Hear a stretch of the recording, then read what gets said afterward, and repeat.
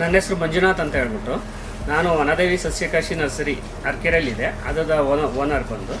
ನಾನು KVK ಹಿರೇಹಳ್ಳಿಯಿಂದ tomato, chilli ಮತ್ತು ನುಗ್ಗೆ ಬೀಜಗಳ ಸಸಿಗಳನ್ನ ತಗೊಂಡೋಗ್ತಿದ್ದೀನಿ. ಇದರಲ್ಲಿ ನಮಗೆ 99% ಟೊಮೊಟೊ ಜರ್ಮಿನೇಷನ್ ಎಲ್ಲ ಚೆನ್ನಾಗಿದೆ. ಮತ್ತು ನುಗ್ಗೆದಲ್ಲಿ PKM ಮತ್ತು ಭಾಗ್ಯ ವೆರೈಟಿಗಳನ್ನ ತಗೊಂಡೋಗ್ತಾ ಇದ್ದೀನಿ. ಅದರಲ್ಲೂ ಒಂದು 80% ಜರ್ಮಿನೇಷನ್ ಚೆನ್ನಾಗಿದೆ. ಯಾವುದೇ ರೀತಿಯಾದಂತಹ ಜರ್ಮಿಷನ್ ಕ್ವಾಲಿಟಿಲಾಗಲಿ ಅದು ಬೇರೆ ಇದಕ್ಕೆಲ್ಲ ಹೋಲಿಕೆ ಮಾಡ್ಕೊಂಡ್ರೆ 100% ಜರ್ಮಿಷನ್ ಚೆನ್ನಾಗಿದೆ. ಮತ್ತು ನಾನಂತೆಯಿಂದ ತಗೊಂಡೋಗಿರೋ ರೈತರುಗಳು ಒಪಿನಿಯನಲ್ಲೂ ಒಳ್ಳೆ ಕ್ವಾಲಿಟಿ ಫ್ರೂಟು ಎಲ್ಲ ಚೆನ್ನಾಗಿದೆ ಅಂತ ಒಪಿನಿಯನ್ ಚೆನ್ನಾಗಿದೆ ನಮಗೆ. ಹಾಗಾಗಿ ಎಲ್ಲ ರೈತರುಗಳು ಬಂದು ಆದಷ್ಟು ಗೌರ್ಮೆಂಟ್ ನರ್ಸರಿಗಳ ಥ್ರೂ ವ್ಯವಹರಿಸಬೇಕಾಗಿ ನಮ್ಮಲ್ಲಿ ಕೇಳ್ಕೊತೀವಿ. ನಾನು ಬರೀ ನರ್ಸರಿ ಒಂದೇ ಎಲ್ಲ ಮಾಡ್ತಿಲ್ಲ, ಇದ್ರ ಜೊತೆ ನಾನು ಫಾರ್ಮಿಂಗ್ ಸಹ ಮಾಡ್ತಾಯಿದ್ದೀನಿ.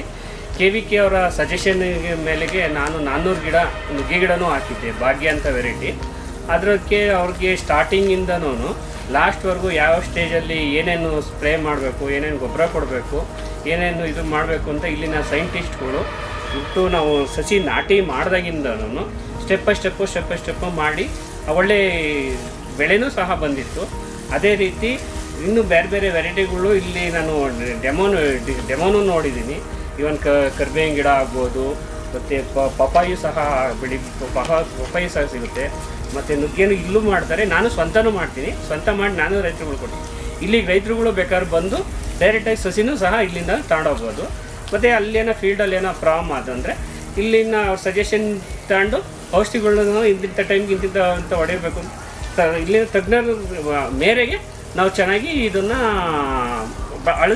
ಅಳವಡಿಸ್ಕೊಂಡಿದ್ದೀವಿ.